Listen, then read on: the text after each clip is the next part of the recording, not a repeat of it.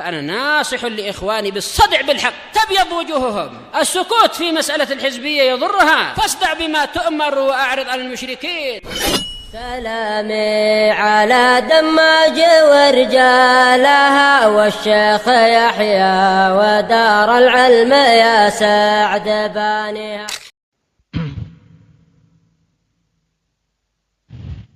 Bismillahirrahmanirrahim.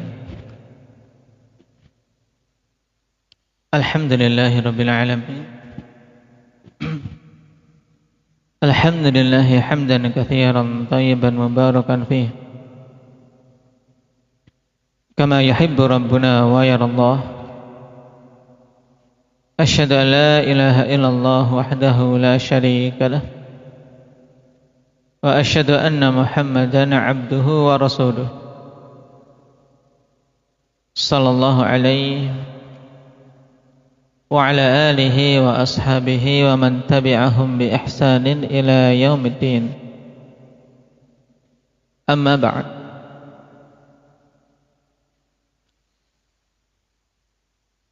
Pertemuan yang lalu kita membahas terkait sifat-sifat manfiyah, bahwasanya pada sifat-sifat manfiyah tersebut ada dua hal yang dimaksudkan, apa dan apa. Ahmad.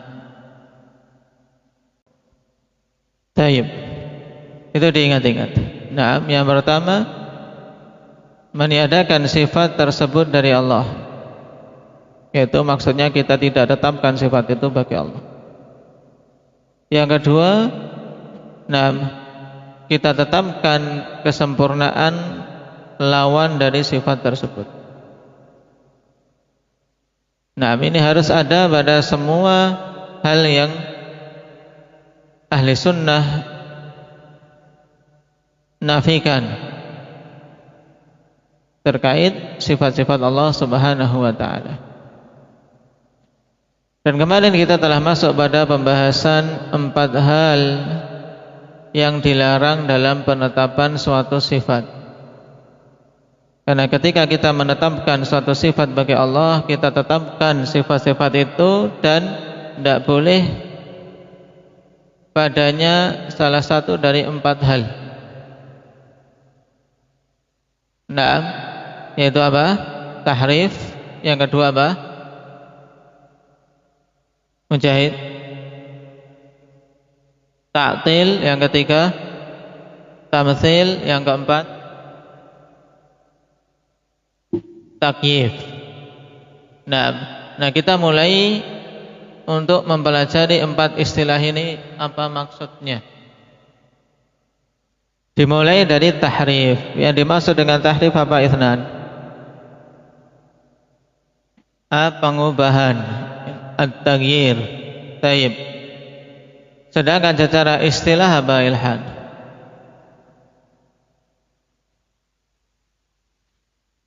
Pengubahan nas baik secara lafaz atau secara makna. Taghyirun nas lafdhan au makna. Berarti dari sini kita ketahui bahwasanya secara umum tahrif terbagi menjadi berapa? Syabib. Terbagi menjadi 3, yaitu apa? Tahrif lafzi, terus tahrif. Kalau mau secara umum dulu berarti cukup 2 saja, yaitu tahrif lafzi dan tahrif maknawi. Kenapa? Karena pengubahan itu ada yang kembali ke lafaz, ada yang kembali ke makna.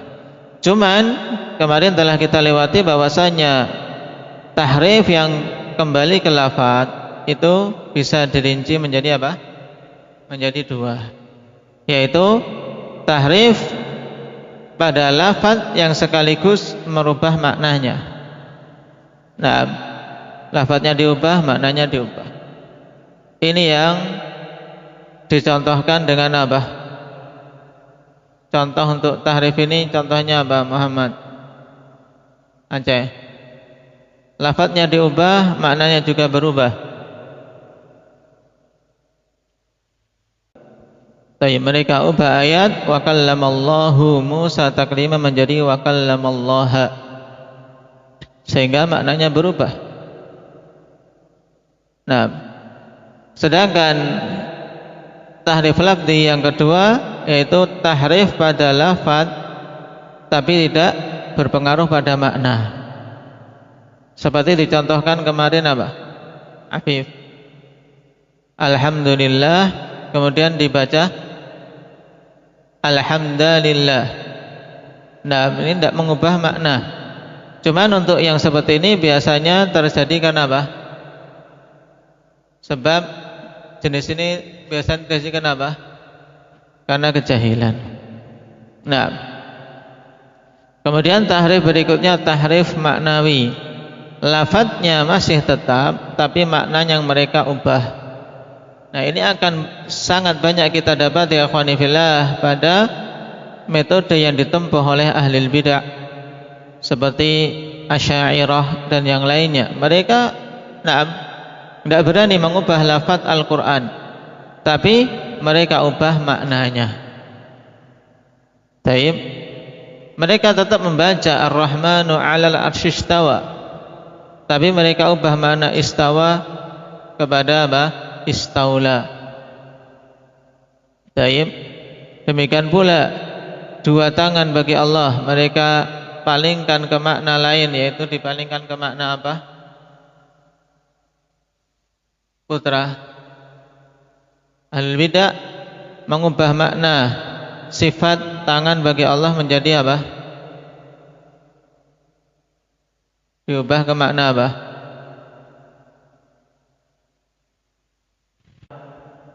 Taib, diubah kepada makna kekuatan atau nikmat. Taib. Dan ini jelas batil. Karena bagaimana kalau kekuatan Allah cuma dua atau nikmat Allah cuma dua? Dan cara membantah yang lain yang insya Allah akan kita lewati pada pembahasan-pembahasan berikutnya. Sekarang kita masuk pada penjelasan tentang makna ta'til dan hakikatnya. At-ta'til, karena istilah ini harus betul-betul dipahami oleh setiap penuntut ilmu yang ingin mempelajari akidah dengan baik dan bisa memahami prinsip-prinsip seputar asma wa sifat. Yang perlu diketahui bahwasanya keyakinan tentang asma wa sifat banyak sekali firqah-firqah yang tersesat padanya. Bahkan tidak sedikit para imam besar yang tergelincir. Nah, bukan berarti kita lebih mulia dari mereka, cuma kita bersyukur pada Allah ketika kita diberi hidayah untuk bisa mengenal manhaj salaf dalam berakidah. Nah, seperti Imam An-Nawawi bersama dengan besarnya nama beliau dan luasnya ilmu beliau karena lingkungan saat itu yang sangat luas penyebaran akidah Asy'ariyah, dan juga tidak didapatinya guru yang mengajari manhaj salaf terkait asma wa sifat, ya beliau tergelincir sehingga pada beberapa hal beliau mentahrif sifat dari sifat-sifat Allah. Nah, cuman seorang imam yang keadaannya seperti ini, yang dikenal upaya dalam mencari kebenaran tapi tidak mendapatkannya, ini mereka diberi uzur karena mereka bukan pengekor hawa nafsu,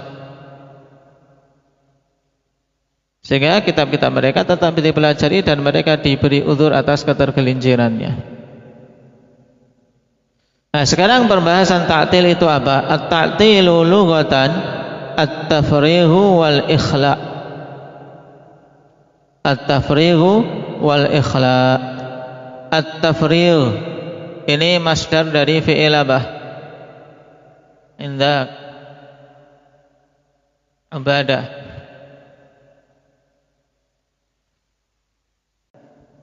Naam. dari fi'il farragha yufarrighu tafrighan dengan wazan fa'ala yufailu taf'ilan, menjadikan kosong. Nah, at-tafrigh berarti apa? Menjadikan kosong, mengosongkan apa? Wal ikhla juga. Nah, ikhla dengan wazan apa? If'al. Berarti fi'ilnya apa? Wazannya Ukasyah, Dabu.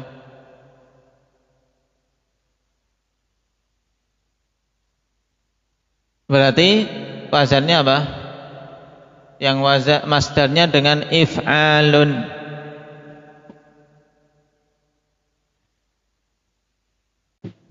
Nah, dari wazan af'ala yuf'ilu if'alan, ikhla. Nah, juga sama maknanya mengosongkan. Jadi ta'til itu mengosongkan. Makanya apa? Wa bi'rin mu'attalah. Bi'rin mu'attalah yaitu bi'r yaitu apa? Sumur yang mu'attalah, yang tidak dipakai, dibiarkan. Nah, ditinggalkan. Kosongkan dari kemanfaatan, tidak diambil manfaatnya. Qala fil istilahi huna ingkaru ma yajibu lillahi ta'ala minal asma'i was sifat au ingkaru ba'dih. Pahami pengertian ta'til secara istilah. Jadi maksud dengan ta'til adalah mengingkari apa-apa yang wajib bagi Allah berupa nama-nama dan sifat, atau mengingkari sebagiannya. Berarti dari sini isyarat ikhwan bahwasanya pengingkaran itu bisa mengingkari semua nama-nama dan sifat-sifat Allah atau mengingkari sebagiannya. Nah, intinya pada ta'til adalah pengingkaran atau menolak sifat-sifat dan nama-nama yang tetap bagi Allah Subhanahu wa taala. Fahuwa naw'an, dan ta'til terbagi menjadi dua jenis. Perhatikan, yang pertama ta'tilun kulli. Nah, pengingkaran secara keseluruhan. Kata'tilil jahmiyatil lati yungkiruna sifat. Seperti ta'til yang dilakukan oleh Jahmiyah yang mereka mengingkari sifat-sifat Allah.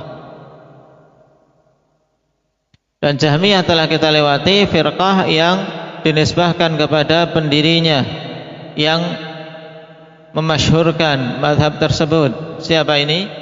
Dinisbahkan kepada siapa Jahmiyah itu? Afif.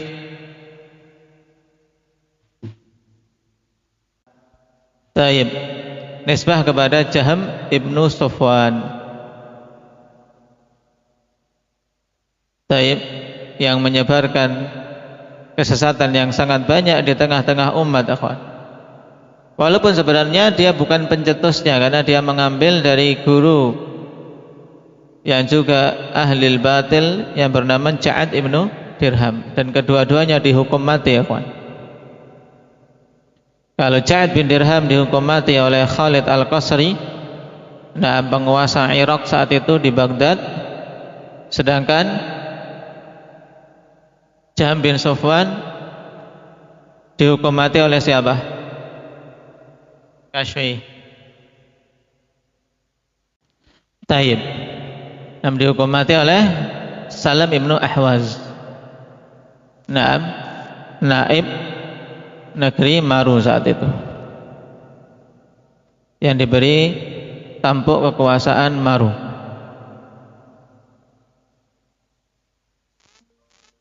Dan memang sepantasnya para penyebar kebid'ahan yang tingkatannya sampai tingkatan kufur ini. Kenapa? Karena menolak dalil yang begitu banyak dalam Al-Quran. Naam, menolak sifat-sifat, bahkan nama-nama Allah Subhanahu wa taala. Taib. Makanya hulahnya akhwan dikatakan di sini wa hulatuhum yunkirunal asma'a aidha, dan hulahnya yang hulu dari kalangan Jahmiyah mereka juga mengingkari nama-nama. Taib, sehingga Imam Al-Lalikai rahimahullahu taala menyebutkan sederetan para a'immah dalam Syarah Ushulul I'tiqad Ahli Sunnati wal Jamaah yang memfatwakan tentang kafirnya Jahmiyah.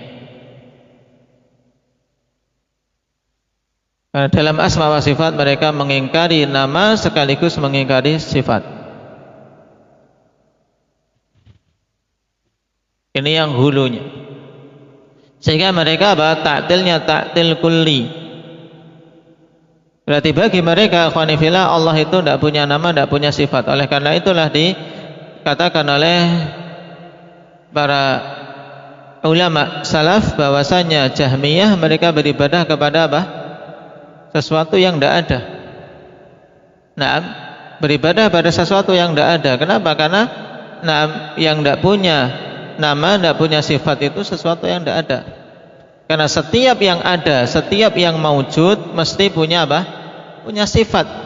Mesti ada sifatnya. Nah, minimal ada sifat wujud. Wujud itu kan sifat. Sesuatu yang maujud, sesuatu yang ada mesti punya sifat ada. Dan Jahmiyah menolak semua sifat dari Allah Subhanahu wa taala. Sehingga kalau kita perhatikan Jahmiyah menempuh jalan ini karena ingin lari dari apa? Dari menyamakan Allah dengan makhluk. Nah, malah terjatuh dalam hal yang paling parah di mana mereka menyamakan Allah dengan sesuatu yang tidak ada. Lebih parah. Kemudian ta'til yang kedua wa ta'tilun juz'i. Ta'til sebagian.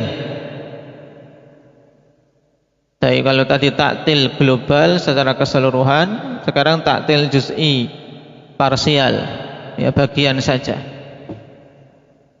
Kata'tilil asy'ariyah alladzina yunkiruna ba'da sifati duna ba'din. Seperti ta'til yang dilakukan oleh Asy'ariyah yang mereka mengingkari sebagian sifat, tidak sebagian yang lain. Jadi sebagian diingkari, sebagian ditetapkan. Nah, dan Asy'ariyah nisbah kepada Abul Hasan Al-Asy'ari rahimahullahu taala. Yang sebenarnya penisbatan ini akhwan untuk saat ini sudah tidak benar. Kenapa? Karena telah diketahui bahwasanya Abul Hasan Al-Asy'ari bertobat dari pemahaman tersebut.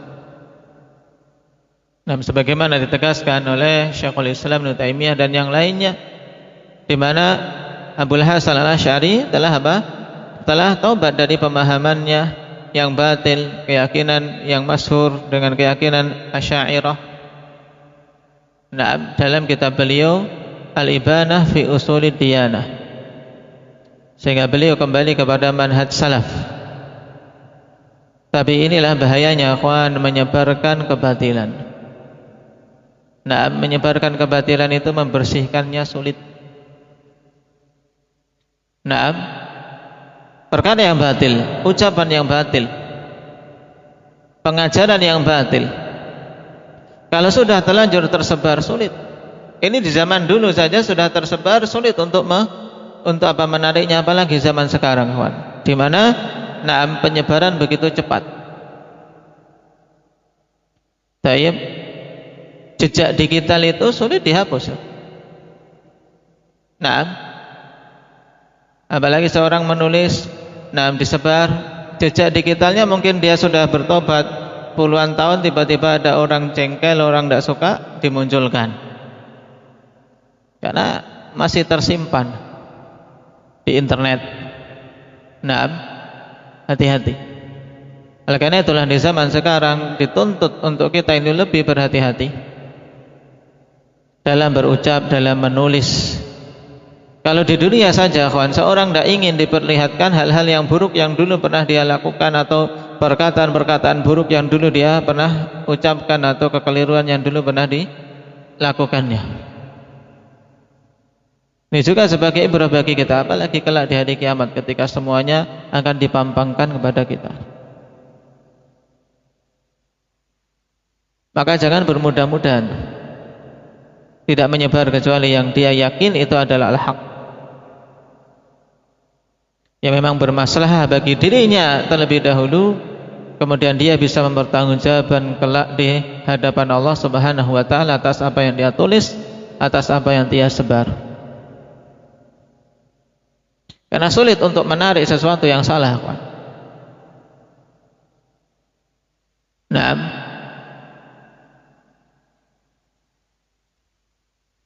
Nah, Asy'ariyah ini nisbah kepada beliau Abul Hasan Al-Asy'ari. Beliau sudah meninggal, sudah rujuk dari pemahaman itu, tapi pengikutnya masih sangat banyak. Bahkan negeri ini ya kawan, termasuk di antara keyakinan mendasar pada pemahaman asma wa sifat, ya mayoritasnya adalah keyakinan mazhab Asy'ariyah, yaitu yang menetapkan sebagian sifat dan menolak sebagian yang lain. Mereka menetapkan 7 sifat saja bagi Allah Subhanahu wa taala. Nah, yang mereka tetapkan pun itu tidak seperti yang ditetapkan oleh Ahlus Sunnah. Nah, mereka mengatakan bahwasanya 7 sifat itu ditetapkan karena memang akal menuntut untuk menetapkannya. Harus ditetapkan secara akal. Jadi mereka menetapkan itu tidak berdasarkan dalil Al-Quran maupun As-Sunnah, tapi berdasarkan akal. Dan insya Allah pada pembahasan-pembahasan berikutnya akan didapati bantahan terhadap pemahaman Asy'ariyah ini, karena di antara tujuan dikarangnya Aqidah Al-Hamawiyah Ikhwanifillah itu terkait dengan bantahan untuk keyakinan tersebut. Nah, di antara firqah-firqah yang ada pemahaman Asy'ariyah, di antara firqah yang paling banyak tanakutnya,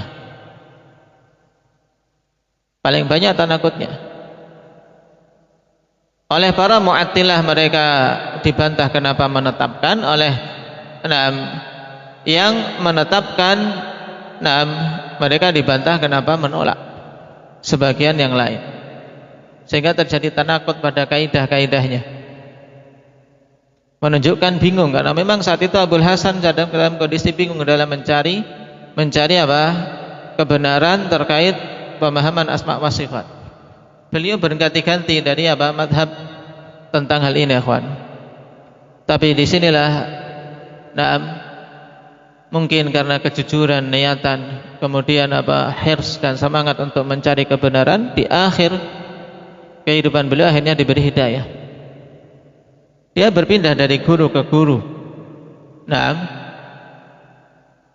Saya mengambil dari mazhab Karramiyah, Maturidiyah.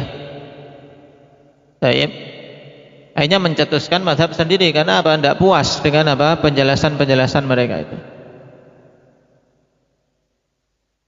Baru bihamdillah tabaraka wa ta'ala mendapatkan hidayah untuk mengenal manhaj salaf.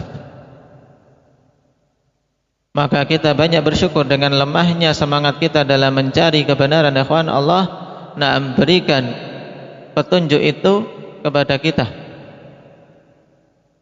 Petunjuk untuk bisa mempelajari manhaj salaf terkait akidah asma wa sifat.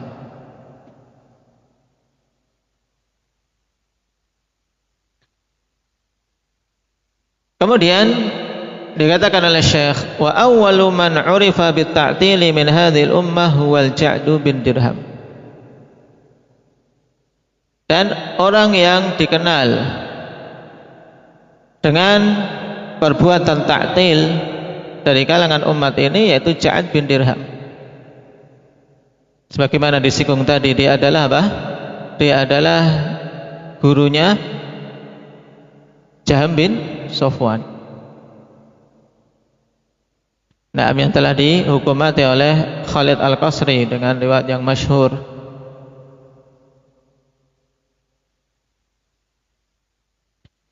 Yang Ja'd bin Dirham mengambil pemahaman tersebut dari Aban ibnu Sam'an. Yang Aban ini mengambil dari Talut ibnu ukhti Labid. Naam. Talut yaitu anak dari saudari perempuannya Labid. Yang dimaksud Labid di sini adalah Labid bin A'sam al-Yahudi yang dulu pernah menyihir Nabi sallallahu alaihi wasallam. Berarti silsilah pemahaman Jahmiyah akhwan kalau diruntut berasal dari pemahaman Yahudiyah.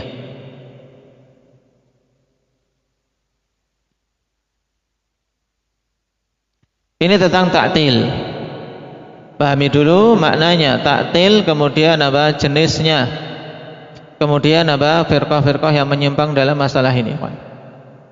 Nah, terkadang istilahnya, kawan, dibuat menjadi istilah umum. Semua firqah yang di situ ada penolakan terhadap sifat dari sifat-sifat Allah maka masuk kategori mu'attilah.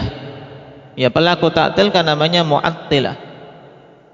Mu'attilah ini, nah, ada dua jenis yang apa? Yang jatuh dalam ta'til kulli seperti Jahmiyah, dan yang terjatuh dalam ta'til juz'i seperti Asy'ariyah dan yang lainnya. Jadi mereka terkumpul dalam satu istilah mu'attilah yang menolak sifat-sifat Allah baik keseluruhannya atau sebagiannya. Kemudian hal ketiga yang dilarang dalam itsbat adalah at-takyif. At-takyifu hikayatu kaifiyatis sifah. Yang dimaksud dengan takyif adalah penghikayatan kaifiyah, yaitu hakikat bagaimananya suatu sifat. Ini takyif. Nah, hikayatu kaifiyatis sifah, yaitu penghikayatan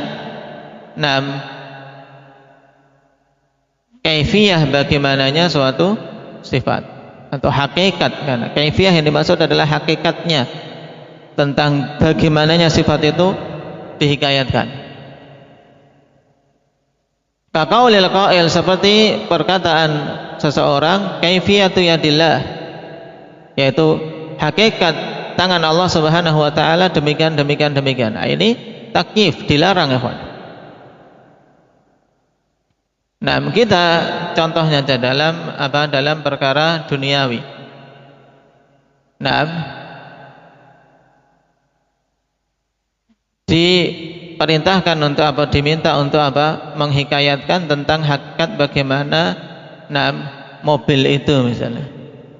Maka seorang akan menggambarkan mobil itu, kendaraan roda 4, rodanya seperti ini, kemudian bentuknya seperti ini, pintunya seperti ini. Nah, dia bisa menghikayatkan tentang bagaimananya mobil. Nah, adapun tentang sifat-sifat Allah, ini dilarang untuk kita menghikayatkan bagaimananya sifat. Kenapa, ikhwani fillah? Kenapa? Karena kita tidak memiliki ilmu tentang bagaimananya tersebut. Sebab untuk mengetahui kaifiyah suatu perkara itu harus ada salah satu dari 3 hal. Ini, untuk kita bisa tahu kaifiyah suatu perkara harus ada salah satu dari 3 hal. Yang pertama, kita melihatnya secara langsung. Tadi dicontohkan, terangkan tentang kaifiyah mobil itu bagaimana. Orang sudah pernah melihat mobil secara langsung maka bisa menceritakan. Nah, ini yang pertama. Melihat secara langsung. Atau kalau tidak melihat secara langsung, yang kedua, melihat yang semisal dengannya secara langsung. Baik. Misalnya, si teman beli mobil. Si fulan beli Avanza, gimana mobilnya itu? Saya belum pernah lihat, tapi pernah lihat Avanza banyak di jalan ya seperti ini. Dia bisa menggambarkan, kenapa? Karena ada yang sama, ya kan? Bisa menerangkan kaifiyah suatu hal kalau melihat sesuatu yang semisal dengan hal tersebut. Dan Allah Subhanahu wa taala tidak ada yang semisal dengannya. Laisa kamitslihi syai'. Tidak ada satupun yang semisal dengan Allah, sehingga pintu kaifiyah dari hal ini, dari perkara kedua ini tidak mungkin, tertutup lagi. Yang ketiga, untuk bisa mengetahui kaifiyah suatu perkara, yaitu dengan adanya khabar yang jujur, khabar yang jelas, benar, yang mengabarkan tentang kaifiyah dari perkara itu. Dan terkait dengan sifat-sifat Allah, kita tidak mendapati khabar tersebut. Allah tidak menerangkan dalam Al-Quran tentang kaifiyah sifatnya. Demikian pula Rasul sallallahu alaihi wasallam tidak menerangkan tentang kaifiyah dari sifat Allah Subhanahu wa taala. Berarti ya kawan, pintu untuk mengetahui kaifiyah suatu sifat dari sifat-sifat Allah tertutup bagi kita. Maka berarti kita tidak perlu masuk lewat pintu itu. Kenapa? Karena tertutup, tidak ada peluang untuk masuk, dan kita menjeburkan diri dalam menghikayatkan kaifiyah dari sifat-sifat Allah Subhanahu wa taala. Sehingga dalil tentang larangan takyif ya jelas, wala taqfu ma laisa laka bihi ilmun. Ini. Karena tadi ilmu tentang kaifiyah harus ada minimal satu dari tiga hal tadi, diingat-ingat. Dan semuanya tidak ada terkait dengan sifat-sifat Allah, sehingga tidak bisa kita mengkaifiyahkan, tidak bisa kita membagaimanakan suatu sifat. Seperti di sini, kaifiyah yadillah, tidak bisa. Maka kita katakan, hakikat kaifiyah tersebut ya kita kita kembalikan kepada Allah Subhanahu wa taala. Adapun maknanya tahu tidak? Kita maknanya tahu, tapi hakikat kaifiyahnya wallahu a'lam. Demikian pula turun, sifat turun. Misalnya di sini contohkan turunnya Allah ke langit dunia di setiap sepertiga malam yang terakhir. Kita imani itu karena apa? Dalilnya begitu banyak. Nah, orang yang menetapkan kaifiyah mengatakan nuzuluhu ila sama'id dunya kada wa kada. Turunnya Allah ke langit dunia demikian-demikian, sifatnya, kaifiyahnya demikian-demikian. Nah, ini semuanya adalah dilarang. Kenapa? Karena kita tidak diberi ilmu tentangnya, sehingga berhenti pada yang kita ilmui. Cukup kita mengetahui makna turun, ya turun. Kita imani itu, dan kita tutup keinginan kita ikhwan untuk melaju lebih jauh, yaitu bertanya-tanya tentang bagaimananya. Tidak boleh. Seandainya ilmu tentang bagaimananya itu adalah perkara yang bermaslahat, mesti akan diterangkan. Tapi ketika ilmu tentang hal tersebut dihijab, yaitu ditutup dari kita, maka kita yakin dengan ditutupnya itulah yang paling bermaslahat bagi kita. Maka kita berhenti pada apa yang Rasulullah sallallahu alaihi wasallam berhenti. Sehingga kita imani makna-makna sifat-sifat Allah Subhanahu wa taala sebagaimana datangnya, dan kita tidak bertanya-tanya tentang bagaimananya. Ini prinsip penting, kawan. Jadi pada hari ini kita ambil dua, ta'til dan takyif, diingat-ingat. Tayyib, adapun tamtsil wa tashbih, karena ada beberapa perincian, kita akhirkan saja. Nafai bihadza walhamdulillahi rabbil alamin. Subhanakallahumma wa bihamdika.